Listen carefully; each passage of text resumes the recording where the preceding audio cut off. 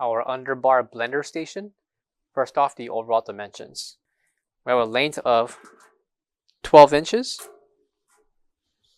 a depth of 22.5 inches, and height with legs, we have 33 inches tall. Measurements for the station for your blender will include 12 inches in length, 8 inches in depth, by 9.5 inches in height. Bottom right corner will be a slot and opening where the wire will feed through from the power source all the way towards the bottom to the front where your blender will rest.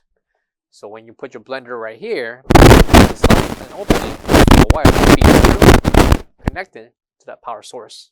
Measurements for the actual base of the sink: 10 inches in length by 12 inches depth and 7 inches in height. Included will be the sink strainer and stop. And the measurement for the faucet will include at least 6.5 inches for the spout. And looking in the back will be your mounts, with the measurement including 4 3/4 inches for the distance. And located to the top left corner is the NSF certification. For all questions, give us a call or visit our website, coolerdepotUSA.com, for more information on this product. Thank you.